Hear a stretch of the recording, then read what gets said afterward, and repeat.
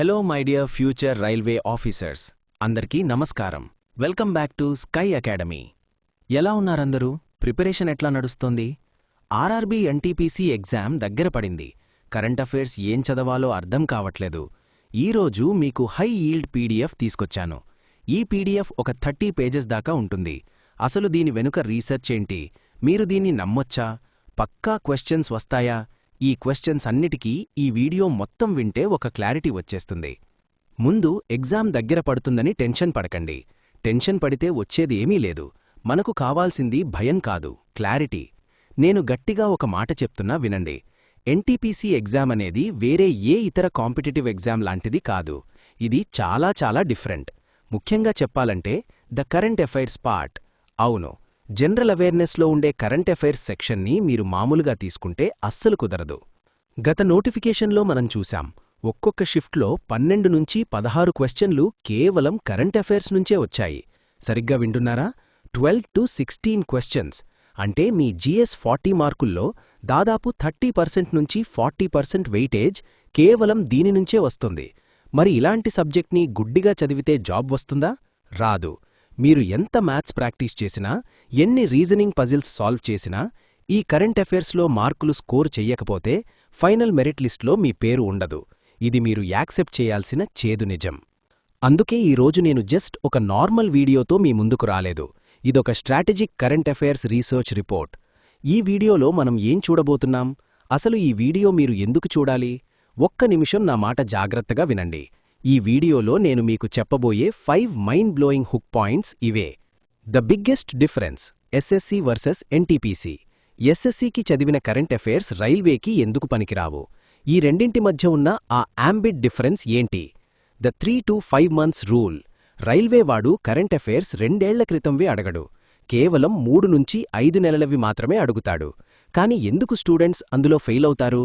Deep dive అంటే ఏంటి? Banking exam pattern. NTPC current affairs banking exams ప్యాటర్న్ని ఎందుకు ఫాలో అవుతోంది? ఆ ఎగ్జామినర్ మైండ్ సెట్ని మనం ఎలా డీకోడ్ చేయాలి? The magic 10 categories. రోజూ న్యూస్ పేపర్లో వచ్చే చెత్తంతా చదవక్కర్లేదు. కరెంట్ అఫైర్స్ని 10 కేటగిరీలుగా ఎలా విడగొట్టాలి? స్పోర్ట్స్, అవార్డ్స్, అపాయింట్మెంట్స్, వీటిల్లో ఎగ్జామినర్ ఎక్కడెక్కడ ట్రాప్ పెడతాడు? The 17-page sky academy compilation. రోజూ గంటల తరబడి యూట్యూబ్లో కరెంట్ అఫైర్స్ వీడియోలు చూసి టైం వేస్ట్ చేసేవాళ్లకి కేవలం 17 pages డాక్యుమెంట్తో ఫుల్ మార్క్స్ ఎలా కొట్టాలో నేను ప్రూవ్ చేస్తా. అర్థమైందా? ఈ వీడియో చూశాక మీ మైండ్లో ఒక గోల్డ్ లెవెల్ క్లారిటీ వస్తుంది. కరెంట్ అఫైర్స్ అంటే భయపడేవాళ్లు కూడా, అరే ఇంతేనా, దీన్ని నేను ఈజీగా లేపేస్తా, ఈ 15 మార్కులు నా జేబులో ఉన్నట్టే అని మీరే అంటారు. ఇది స్కై అకాడమీ ట్యూటర్గా నేనిచ్చిన గ్యారంటీ. సో నోట్బుక్, పెన్ తీసుకోండి. నేను చెప్పే ప్రతి పాయింట్ని మీ బుర్రలో ఫిక్స్ చేసుకోండి. మీ స్టడీ టేబుల్ ముందు అంటించుకోండి. రైట్? అయితే ఒక మాట, మన యాప్లో top 50 topics RRB magic batch ఒకటి లాంచ్ చేశాను. ఇందులో మీకు కావాల్సిన top 50 topics aptitude, reasoning, GS, GK, current affairs అన్నీ కవర్ అవుతాయి. మిగతా వాటికి మనకి డిఫరెన్స్ ఏమిటంటే, మొదటిది మన వీడియోలు. మీకు మళ్లీ రివిజన్ అవసరం లేకుండా మెమరీ హింట్స్, ట్రిక్స్తో మన వీడియోలు ఉంటాయి. మీకు తెలుసు కదా ఎగ్జామ్లో ఎంత ప్రెషర్ ఉంటుందో. ఒక టఫ్ ప్రశ్న తగిలితే 5 నిమిషాలు ఎలా పోతాయో కూడా తెలియదు. అలాంటి టైంలో మెమరీ హింట్స్, ఫన్నీ స్టోరీస్ చాలా ఉపయోగపడతాయి. సరే, ట్రిక్స్ కదా, డెప్త్ ఉండదేమో అని అనుకోకండి. ఎన్సీఆర్టీస్ మరియు స్టాండర్డ్ బుక్స్ నుంచి మన అనుభవం కలిపి మీకు బెస్ట్ డెప్త్ కంటెంట్ అందులో ఉంటుంది. తర్వాత పీడీఎఫ్స్. ఇవి మన దగ్గర ప్రింటబుల్ పీడీఎఫ్స్. ప్రతి టాపిక్కి single page summary mind map PDFs ఉంటాయి. అదే కాకుండా టెస్ట్ కూడా ఉంటుంది. మీరు చదివిన ప్రతి టాపిక్కి, ప్రతి సబ్ టాపిక్కి ఓరల్ వీవా ప్రశ్నలతో మిమ్మల్ని గైడ్ చేస్తాం. వీవాతో పాటు ఎంసీక్యూస్ ప్రాక్టీస్ కూడా ఉంటుంది. ఎంసీక్యూస్ ఎలా ఉంటాయంటే, ఒక ఎంసీక్యూ నుండి 3 న్యూ క్వశ్చన్ యాంగిల్స్. ఈ ప్రశ్నలో ఈ ఆప్షన్ ఎందుకు కరెక్టు, ఈ ఆప్షన్ ఎందుకు రాంగు, ఈ ప్రశ్న నుంచి ఫ్యూచర్లో ఇంకా ఏ ప్రశ్నలు వచ్చే ఛాన్స్ ఉందో, ఇలా ఫుల్ డెప్త్గా 360 degrees ప్రిపరేషన్ కోర్స్ మన యాప్లో ఉంది. లింక్ డిస్క్రిప్షన్లో ఉంది. ఇప్పుడే ఎన్రోల్ అవ్వండి. గుర్తుంది కదా? చదువు చెప్పటం కాదు, అవసరమైన చదువు గుర్తుపెట్టుకునేలా చెప్పే బాధ్యత మా స్కై అకాడమీది. సో ఇప్పుడు టాపిక్స్ చూద్దాం. చూడండి ఫ్రెండ్స్, ఫస్ట్ ఆఫ్ ఆల్ మీకొక మేజర్ డిఫరెన్స్ అర్థం కావాలి. చాలామంది పిల్లలేమనుకుంటారంటే, సార్ నేను ఎస్ఎస్సీ సీజీఎల్కి 1 సంవత్సరం నుంచి ప్రిపేర్ అవుతున్నా కదా, మార్కెట్లో దొరికే ఇయర్లీ కరెంట్ అఫైర్స్ మ్యాగజైన్ మొత్తం చదివేశాను, ఆ కరెంట్ అఫైర్స్ చదివితే ఈ ఎన్టీపీసీ ఎగ్జామ్కి కూడా సరిపోతుంది కదా అని అమాయకంగా అనుకుంటారు. కానీ మీరు ఎస్ఎస్సీ లాంటి ఎగ్జామ్కి కరెంట్ అఫైర్స్ చదువుతున్నప్పుడు మరియు మీరు రైల్వే ఎన్టీపీసీకి కరెంట్ అఫైర్స్ చదువుతున్నప్పుడు ఈ రెండింటిలో ఉన్న అప్రోచ్ డిఫరెన్స్ ఏంటి అనేది ఫస్ట్ మీరు తెలుసుకోవాలి.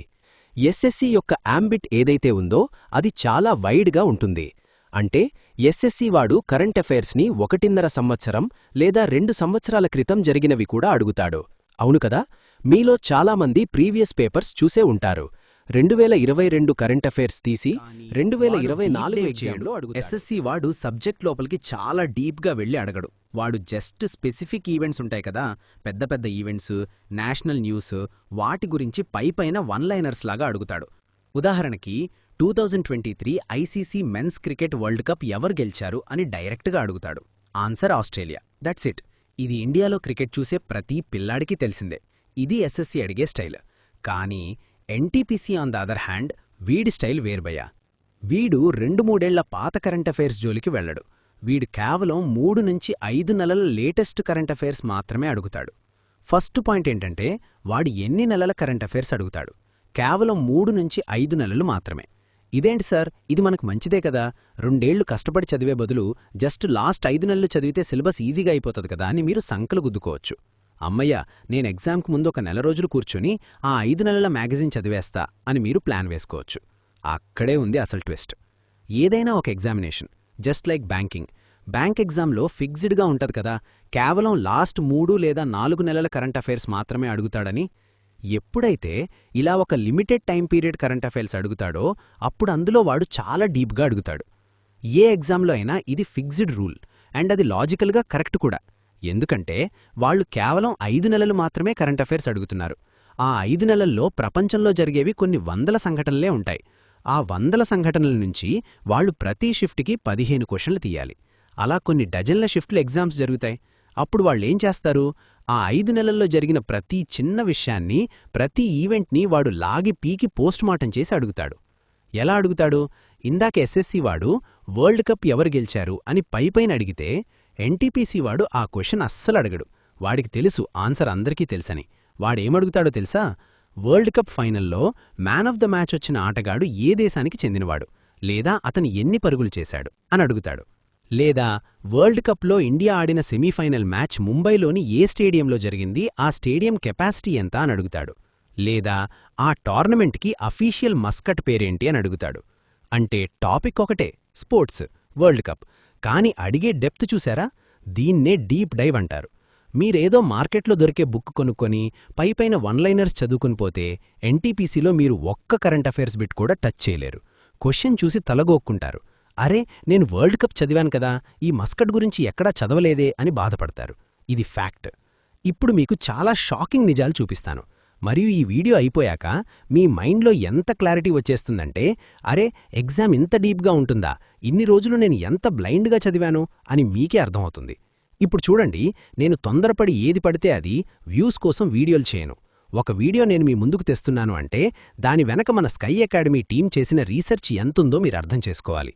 మన ఛానల్లో ఎప్పుడూ హైలీ రీసెర్చ్డ్ డేటా మాత్రమే ఉంటది. ఏది పడితే అది చెప్పి మీ టైం వేస్ట్ చేయడం మన స్కై అకాడమీ స్టైల్ కాదు. ఎగ్జామినర్ మైండ్ని హ్యాక్ చేయడం మాత్రమే మనకు తెలుసు. ఇప్పుడు అసలు విషయానికొద్దాం. సార్, మీరు చెప్పింది కరెక్టే, ఎన్టీపీసీలో డీప్గా అడుగుతారు. మరి ఈ 3 నుంచి 5 నెలల డీప్ కరెంట్ అఫైర్స్ని ఎలా కవర్ చేయాలి? రోజూ పొద్దున్నే లేచి యూట్యూబ్లో వచ్చే 1 గంట కరెంట్ అఫైర్స్ లైవ్ క్లాస్ చూడాలా? లేదా మార్కెట్లో దొరికే లావుపాటి నెలవారీ మ్యాగజైన్ తెచ్చుకొని పేజీలు బట్టి కొట్టాలా? వినండి ఫ్రెండ్స్, మీరు రోజూ 1 గంట కరెంట్ అఫైర్స్ కోసం వీడియోలు చూస్తుంటే నెలకి 30 గంటలు, 5 నెలలకి 150 గంటలు కేవలం కరెంట్ అఫైర్స్కే పోతుంది. మరి మ్యాథ్స్ ఎప్పుడు చేస్తారు? రీజనింగ్ ఎప్పుడు ప్రాక్టీస్ చేస్తారు? జీకే స్టాటిక్ పార్ట్ ఎప్పుడు చదువుతారు? ఇలా గుడ్డిగా చదవడం వల్ల మీ టైం అంతా వేస్ట్ అవుతుంది. మీ బ్రెయిన్ అలసిపోతుంది. ఎగ్జామ్ టైంకి రివిజన్ చేయడానికి మీ దగ్గర ఏమీ ఉండదు. అందుకే మన స్కై అకాడమీలో మేమొక సూపర్బ్ స్ట్రాటజీ ఫాలో అవుతాం. మేమేం చేశామంటే, ఈ ప్రపంచంలో జరిగే మొత్తం కరెంట్ 10 కేటగిరీల్లో పెట్టి చదివితే ఏ క్వశ్చన్ వచ్చినా మీ బ్రెయిన్లో ఆన్సర్ ఫ్లాష్ అవుతుంది. ఆ 10 కేటగిరీలేంటి, వాటిని డీప్గా ఎలా చదవాలో ఇప్పుడు డీటెయిల్డ్గా చూద్దాం రండి. 1. స్పోర్ట్స్, క్రీడలు. ఇది ఆర్ఆర్బీ ఎగ్జామినర్కి మోస్ట్ ఫేవరెట్ కేటగిరీ. దీనిలో మీరు సాధారణంగా ఏం చదువుతారు? ఫలానా టెన్నిస్ టోర్నమెంట్ ఎవరు గెలిచారు, ఫలానా బ్యాడ్మింటన్ సింగిల్స్ ఎవరు గెలిచారు అని చదువుతారు, వదిలేస్తారు. కాని ఎన్టీపీసీ వాడు అలా అడగడు. మీరొక స్పోర్ట్స్ ఈవెంట్ చదువుతున్నారు అంటే అందులో ఈ 4 డైమెన్షన్స్ పక్కా కవరవ్వాలి. ఎవరు గెలిచారు? విన్నర్ పేరు, వాళ్ల కంట్రీ పేరు. ఎవరి మీద గెలిచారు? రన్నరప్ లేదా డిఫీటెడ్ టీమ్. ఇది చాలా చాలా ఇంపార్టెంట్. వాడు విన్నర్ని వదిలేసి రన్నర్ని అడుగుతాడు. ఫ్రెంచ్ ఓపెన్ ఫైనల్లో కార్లోస్ అల్కరాస్ చేతిలో ఓడిపోయిన ఆటగాడు ఎవరు అని అడుగుతాడు. ఆ టోర్నమెంట్ ఎక్కడ జరిగింది? వెన్యూ, హోస్ట్ చేసిన కంట్రీ లేదా సిటీ పేరు. అది ఎన్నో ఎడిషన్. ఉదాహరణకి ఇప్పుడు జరిగింది 15వ ఐపీఎల్లా, 16వ ఐపీఎల్లా లేదా కామన్వెల్త్ గేమ్స్ ఎన్నో ఎడిషన్? అడిషనల్గా ఆ టోర్నమెంట్ యొక్క మస్కట్ ఏంటి, థీమ్ సాంగ్ ఏంటి? ఈ డైమెన్షన్స్లో మీరు స్పోర్ట్స్ న్యూస్ని కవర్ చేస్తేనే మీరు ఎన్టీపీసీకి రెడీ అవుతున్నట్టు లెక్క. మీరు రాసుకునే నోట్స్లో ఈ పాయింట్స్ అన్నీ ఒకే దగ్గర ఉండాలి. 2. అపాయింట్మెంట్స్, నియామకాలు. ప్రతిరోజూ ఎవడో ఒకడు కొత్త పోస్ట్లో జాయిన్ అవుతూనే ఉంటాడు. ఏదో ఒక ప్రైవేట్ బ్యాంక్కి సీఈఓ మారతాడు. అవన్నీ చదవాలా? వద్దు. నేషనల్ అపాయింట్మెంట్స్లో మీరు కేవలం రాజ్యాంగబద్ధమైన పదవులు అంటే కాన్స్టిట్యూషనల్ బాడీస్, ఉదాహరణకి CAG, election commissioner, supreme court chief justice, UPSC chairman లేదా పెద్ద పెద్ద గవర్నమెంట్ కంపెనీల సీఈఓలు, మహారత్న కంపెనీలు, ఓఎన్జీసీ, బీహెచ్ఈఎల్ లాంటివి మాత్రమే గుర్తుపెట్టుకోవాలి. ఇంటర్నేషనల్ అయితే మన ఇండియన్స్ ఎవరైనా బయట దేశాల్లో పెద్ద పోస్ట్కి వెళ్లారా? ఉదాహరణకి వరల్డ్ బ్యాంక్ ప్రెసిడెంట్గా అజయ్ బంగా వెళ్లడం లాంటివి. లేదా ఏదైనా దేశానికి కొత్త ప్రైమ్ మినిస్టర్, ప్రెసిడెంట్ ఎన్నికయ్యారా? స్పెషల్గా మన చుట్టుపక్కలున్న దేశాలు బంగ్లాదేశ్, శ్రీలంక, మాల్దీవులు, పాకిస్తాన్, నేపాల్. వీటిమీద మీరు ఖచ్చితంగా డీప్ డైవ్ చెయ్యాలి. ఆ కొత్త ప్రెసిడెంట్ ఏ పార్టీకి చెందినవాడు అని కూడా అడిగే ఛాన్సుంది. 3. అవార్డ్స్ అండ్ ఆనర్స్, పురస్కారాలు, గౌరవాలు. పద్మ అవార్డులు, ఆస్కార్ అవార్డులు, నోబెల్ ప్రైజులు ఇవి అందరూ చదువుతారు. ఇవి నేషనల్ హెడ్లైన్స్ కాబట్టి మీ అందరికీ తెలుసు. కాని రైల్వేవాడు కొంచెం లోకల్గా వస్తాడు. లిటరేచర్, సాహిత్యానికి సంబంధించిన అవార్డుల మీద వాడు ఫోకస్ చేస్తాడు. వ్యాస్ సమ్మాన్, సరస్వతీ సమ్మాన్, జ్ఞాన్పీఠ్ అవార్డ్ లేదా సాహిత్య అకాడమీ అవార్డ్. ఇందులో డీప్ డైవ్ అంటే ఏంటో చెప్తా వినండి. ఈ సంవత్సరం జ్ఞాన్పీఠ్ అవార్డు ఎవరికొచ్చింది అనేది నార్మల్ క్వశ్చన్. ఇది ఎస్ఎస్సీ వాడు అడుగుతాడు. కాని ఎన్టీపీసీ వాడు ఏమడుగుతాడో తెలుసా? ఈ సంవత్సరం జ్ఞాన్పీఠ్ అవార్డు వచ్చిన రచయిత ఏ భాషకు చెందినవాడు, లేదా ఏ పుస్తకానికి, నవలకిగానూ ఆ అవార్డొచ్చింది. ఆ అవార్డు ఎన్నో ఎడిషన్, 57వదా, 58వదా, లేదా కామన్వెల్త్ గేమ్స్ ఎన్నో ఎడిషన్ అనేది డీప్ డైవ్ క్వశ్చన్. మీరు నోట్స్ రాసుకునేటప్పుడే ఆ రైటర్ పేరు పక్కన బ్రాకెట్లో లాంగ్వేజ్, బుక్కు పేరు రాసుకోవాలి. అర్థమైందా ఫ్రెండ్స్? ఇలా చదివితేనే మీరు ఎగ్జామినర్ ట్రాప్ నుంచి తప్పించుకోగలరు. 4. బుక్స్ అండ్ ఆథర్స్, పుస్తక రచయితలు. చరిత్రలో ఉన్న పాత పుస్తకాలు అంటే బాబర్నామా, అక్బర్నామా లాంటివి మనం హిస్టరీలో చదువుతాం. కానీ కరెంట్ అఫైర్స్లో బుక్స్ అంటే ఏంటి? రీసెంట్గా లాస్ట్ 5 నెలల్లో ఎవరైనా పెద్ద నాయకుడు, ఉదాహరణకి ప్రధాని మోడీగారు, శశి థరూర్ లేదా రఘురాం రాజన్ లాంటి ఎకానమిస్టులు రాసిన పుస్తకాలేవైనా ఉంటే, లేదా ఏదైనా ఆటోబయోగ్రఫీ లాంచ్ అయితే అవి హాట్ టాపిక్స్. దీన్ని మీరు బట్టి కొట్టకండి. ఆ బుక్ పేరులో ఉన్న కీవర్డ్తో ఆథర్ పేరుని లింక్ చేసుకోండి. ఫన్నీ ట్రిక్స్ వాడండి. ఓహో, ఈ బుక్లో మనీ గురించి ఉంది కాబట్టి ఇది ఎకానమిస్ట్ రఘురాం రాజన్ రాసి ఉంటాడు అని ఒక లాజిక్ క్రియేట్ చేసుకోండి. 5. డిఫెన్స్ అండ్ స్పేస్, రక్షణ మరియు అంతరిక్షం. ఇది చాలా క్రూషియల్ ఏరియా. ఇందులో ముఖ్యంగా మిలిటరీ ఎక్సర్సైజులు, Indian army, navy, air force, ఇతర దేశాలతో కలిసి చేసే ఎక్సర్సైజులు. ఉదాహరణకి మలబార్ ఎక్సర్సైజ్ ఏ దేశాల మధ్య జరుగుతుంది? India, US, Japan, Australia. NTPC వాడు అడిగే డెప్త్ ఏంటంటే, ఈ సంవత్సరం జరిగిన మలబార్ ఎక్సర్సైజ్ ఎక్కడ జరిగింది? వెన్యూ ఏంటి? ఇండియాలో జరిగిందా, ఆస్ట్రేలియాలో జరిగిందా? ఏ సముద్ర తీరంలో జరిగిందా? ఇస్రో లాంచ్ చేసిన శాటిలైట్స్. ఇస్రో న్యూస్లో ఉందంటే ఎగ్జామినర్కి పండగే. వాడు శాటిలైట్ పేరు డైరెక్ట్గా అడగడు. ఆదిత్య L1 మిషన్ని ఏ launch vehicle PSLV C-57 LVM-3 ద్వారా అంతరిక్షంలోకి పంపారు అని అడుగుతాడు. లేదా చంద్రయాన్-3 ల్యాండ్ అయిన శివశక్తి పాయింట్కి ఆ పేరు ఎవరు పెట్టారు అని అడుగుతాడు. ఇది రైల్వే వాడికి ఇష్టమైన డెప్త్. మీరు స్పేస్ న్యూస్ చదివేటప్పుడు లాంచ్ వెహికల్స్ అంటే రాకెట్ పేర్లు ఖచ్చితంగా నోట్ చేసుకోవాలి. చూస్తున్నారా ఫ్రెండ్స్, కరెంట్ అఫైర్స్ అంటే ఊరికే న్యూస్ పేపర్ హెడ్డింగ్స్ చదవడం కాదు, దాన్ని ఒక డాక్టర్ లాగా ఆపరేషన్ చేయడం, ప్రతి న్యూస్ వెనక ఉన్న బ్యాక్గ్రౌండ్ తెలుసుకోవడం. అస్సలు టెన్షన్ పడకండి, ఎందుకంటే ఈ 10 కేటగిరీలని మేమే ఒక అద్భుతమైన ఫార్మాట్లో మీ ముందుకు తీసుకురాబోతున్నాం. మీరు రోజూ ఆ న్యూస్ పేపర్లు పట్టుకొని లేదా రోజూ గంటల తరబడి వీడియోలు చూసి కన్ఫ్యూజ్ అవ్వాల్సిన పని లేకుండా మన స్కై అకాడమీ మీకోసం ఒక మాస్టర్ ప్లాన్ రెడీ చేసింది. 17 పేజీల మ్యాజిక్ గురించి, మార్కెట్లో దొరికే చెత్త మ్యాగజైన్స్ చదివి మీ టైం ఎలా వేస్ట్ చేసుకుంటున్నారో నేను ప్రూవ్ చేస్తాను. నెక్స్ట్, నంబర్ 6 గవర్నమెంట్ స్కీమ్స్ అంటే ప్రభుత్వ పథకాలు. ఇది జనరల్ అవేర్నెస్లో చాలా ట్రికీ సెక్షన్. చాలామంది స్టూడెంట్స్ ఏం చేస్తారంటే జస్ట్ ఒక పథకం పేరు చూసి అది ఏ రాష్ట్రం లాంచ్ చేసింది లేదా సెంట్రల్ గవర్నమెంట్దా అని చూసి వదిలేస్తారు. కానీ ఎన్టీపీసీ పేపర్ సెట్టర్ అలా అడగడు. వాడు ఈ స్కీమ్స్ని ఎలా డీప్ డైవ్ చేస్తాడో చూడండి. Number 1 ministry. ఆ పథకాన్ని ఏ మంత్రిత్వ శాఖ ప్రారంభించింది? ఉదాహరణకి పీఎం విశ్వకర్మ స్కీమ్ని ఏ మినిస్ట్రీ వాళ్లు చూసుకుంటున్నారు? Number 2 budget allocation. ఈ సంవత్సరం బడ్జెట్లో ఆ పర్టిక్యులర్ స్కీమ్కి ఎన్ని వేల కోట్లు కేటాయించారు? ఇది చాలాసార్లు అడిగిన బిట్. Number 3 target audience. ఆ స్కీమ్ ఎవరికోసం? రైతుల కోసమా, మహిళల కోసమా, లేదా స్కూల్ పిల్లల కోసమా? Number 4 launch date and place. ఆ స్కీమ్ని ప్రధానమంత్రి గారు లేదా సంబంధిత మంత్రి ఏ రాష్ట్రంలో ఏ రోజున అఫీషియల్గా లాంచ్ చేశారు? చూశారా, ఒక స్కీమ్ గురించి చదివితే ఈ 4 పాయింట్లు మీ నోట్స్లో ఉండాలి. అప్పుడే మీరు రైల్వే ఎగ్జామ్కి కరెక్ట్గా ప్రిపేర్ అవుతున్నట్టు, లేకపోతే సగం నాలెడ్జ్తో ఎగ్జామ్కి వెళ్లి మార్కులు పోగొట్టుకున్నట్టే. Next, number 7 index and rankings అంటే సూచీలు.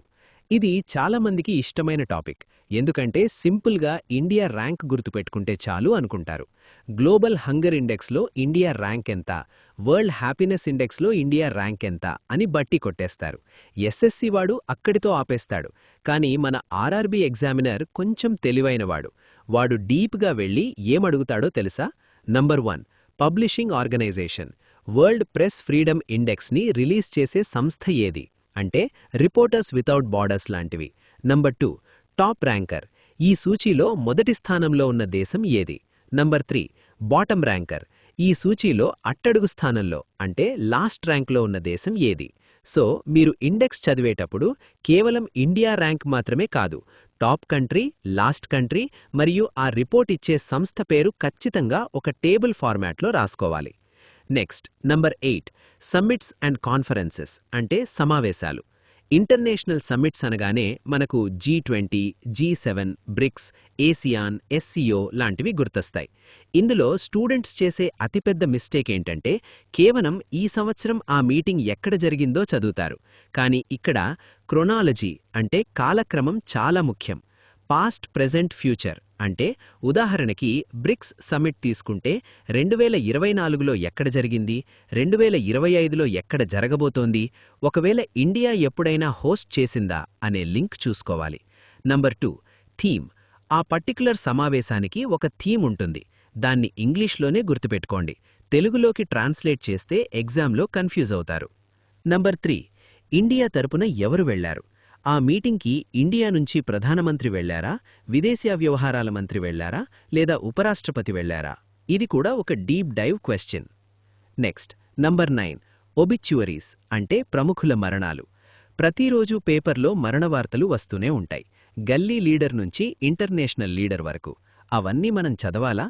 అస్సలవసరం లేదు. ఇందులో ఒక ఫిల్టర్ టెక్నిక్ వాడాలి. ఎవరు చనిపోతే ఎగ్జామ్లో అడుగుతారు? ఎవరైనా పద్మ అవార్డులు పొందిన వ్యక్తులు చనిపోతే వాళ్ల పేరు, వాళ్లు ఏ రంగానికి అంటే ఆర్ట్, లిటరేచర్, స్పోర్ట్స్, పాలిటిక్స్ కి చెందినవాళ్లు, వాళ్లు ఏ రాష్ట్రానికి చెందినవాళ్లు అనేది చూసుకోవాలి. ఎవరైనా మాజీ ముఖ్యమంత్రులు లేదా గవర్నర్లు చనిపోతే వాళ్లు ఏ రాష్ట్రానికి సీఎంగా పనిచేశారు అనేది ఇంపార్టెంట్. ఇటీవల మరణించిన ఎక్స్ అనే వ్యక్తి క్రింది ఏ రంగానికి చెందినవారు అని అడుగుతాడు. ఆప్షన్స్లో సింగర్, డైరెక్టర్, రైటర్, పొలిటీషియన్ అనుంటాయి. ఈ డెప్త్తో మీరు చదవాలి. 10. ఇంపార్టెంట్ డేస్ అండ్ థీమ్స్, ముఖ్యమైన దినోత్సవాలు. ఇది చాలా స్కోరింగ్ ఏరియా, కానీ చాలామంది దీన్ని నెగ్లెక్ట్ చేస్తారు. Environment day June 5, water day March 22, earth day April 22 ఇలాంటివి బేసిక్స్. కానీ ఇప్పుడు కాంపిటీషన్ పెరిగింది కాబట్టి ఎగ్జామినర్ కేవలం డేట్ అడగడం మానేశాడు. వాడు థీమ్ మీద ఫోకస్ చేస్తున్నాడు. 2025 వరల్డ్ ఎన్విరాన్మెంట్ డే యొక్క థీమ్ ఏంటి అని అడుగుతాడు. సార్, మరా థీమ్స్ అన్నీ 2-3 లైన్ల పెద్ద పెద్ద సెంటెన్సెస్ ఉంటాయి గదా, అవన్నీ బట్టి కొట్టాలా అని మీకు డౌట్ రావచ్చు. అవసరం లేదు. అక్కడ మీరు కీవర్డ్ టెక్నిక్ వాడాలి. ఆ పెద్ద వాక్యంలో ఒక స్పెషల్ వర్డ్ పట్టుకోండి, దాన్ని ఆ డేట్కి లింక్ చేసుకోండి. ఎగ్జామ్లో 4 ఆప్షన్స్ చూడగానే మీ బ్రెయిన్ ఆటోమేటిక్గా ఆ కీవర్డ్ని ఐడెంటిఫై చేస్తుంది. ఫ్రెండ్స్, ఇప్పటివరకు మనం ఆ 10 కేటగిరీలని ఎలా పోస్ట్మార్టం చేయాలో చూశాం. ఇప్పుడు మీకొక రియాలిటీ చెక్ ఇస్తాను, వినండి. మార్కెట్లో కరెంట్ అఫైర్స్కి సంబంధించిన ఎన్నో మ్యాగజైన్స్ దొరుకుతాయి. నెలవారీ బుక్సు, ఇయర్లీ బుక్సు. అవెలా ఉంటాయంటే 100ల కొద్దీ పేజీలుంటాయి. ప్రతిరోజూ డేట్ వేసి 10 న్యూస్ ఐటమ్స్ ప్రింట్ చేస్తారు. ఒక స్టూడెంట్ ఆ బుక్ ఓపెన్ చేయగానే ఫస్ట్ పేజీ చదువుతాడు, సెకండ్ పేజీ చదువుతాడు. 5వ పేజీ వచ్చేసరికి వాడికి నిద్రొస్తుంది. ఎందుకంటే అందులో ఏది ఇంపార్టెంటో ఏది అన్ఇంపార్టెంటో వాడికి తెలియదు. ఆ బుక్ పబ్లిషర్కి కూడా తెలియదు. వాడు కేవలం పేజీలు నింపడానికి న్యూస్ పేపర్లో వచ్చిన ప్రతి చెత్తను అందులో ప్రింట్ చేస్తాడు. మనం ప్రిపేర్ అవుతున్నది ఎన్టీపీసీ లాంటి ప్రతిష్టాత్మకమైన రైల్వే ఎగ్జామ్ కోసం. ఇక్కడ మనకు కావాల్సింది గొడ్డు చాకిరీ కాదు, స్మార్ట్ వర్క్. మీరు ఆ 100 పేజీల మ్యాగజైన్ని చదివి దాన్ని రివైజ్ చేయలేక ఎగ్జామ్ హాల్లో కన్ఫ్యూజ్ అయ్యి మార్కులు పోగొట్టుకోవడం కరెక్టా? లేదా స్కై అకాడమీ మీకోసం తీసుకొచ్చిన ఆ 17 పేజెస్ మ్యాజిక్ డాక్యుమెంట్ చదివి ఫుల్ మార్క్స్ కొట్టడం కరెక్టా? అవును మై డియర్ స్టూడెంట్స్, మీరు విన్నది అక్షరాలా నిజం. స్కై అకాడమీ టీం గత కొన్ని రోజులుగా నిద్ర లేకుండా చేసిన రీసెర్చ్ రిజల్ట్ ఇది. మేమేం చేశామంటే ఎన్టీపీసీకి అవసరమైన ఆ లాస్ట్ 3 నుంచి 5 మంత్స్ కరెంట్ అఫైర్స్ మొత్తాన్ని జల్లెడపట్టి ఎగ్జామినర్ మైండ్ సెట్ని డీకోడ్ చేసి ఆ న్యూస్ మొత్తాన్ని ఇందాక నేను చెప్పిన ఆ 10 కేటగిరీల రూపంలో డివైడ్ చేశాం. స్పోర్ట్స్కి ఒక సెక్షన్, అవార్డ్స్కి ఒక సెక్షన్, సమ్మిట్స్కి ఒక సెక్షన్. ఇలా మొత్తం డేటాని ఫిల్టర్ చేసి అనవసరమైన చెత్తను తీసేసి కేవలం ఎగ్జామ్లో పక్కాగా అడిగే హై యీల్డ్ పాయింట్స్ని మాత్రమే ఉంచి ఒక అద్భుతమైన డాక్యుమెంట్ రెడీ చేశాం. దాని సైజ్ ఎంతో తెలుసా? కేవలం 17 పేజెస్. మొత్తం కంపైలేషన్ కేవలం 17 పన్నాల్లో ఉంది. దాని తర్వాత మీకు కరెంట్ అఫైర్స్ కోసం ఏ పుస్తకం అవసరం లేదు. ఈ డాక్యుమెంట్ చదివితే మీ టైం ఎంత సేవ్ అవుతుందో మీరే ఊహించుకోండి. ఆ సేవ్ అయిన టైంని మీరు మ్యాథ్స్ ప్రాక్టీస్కి, రీజనింగ్ మాక్ టెస్ట్లకి వాడుకోవచ్చు. All the very best my dear champions. మీ కష్టానికి తగిన ప్రతిఫలం దక్కాలని నేను మనస్ఫూర్తిగా కోరుకుంటున్నాను. Thank you so much. Take care and study hard. Jai Hind.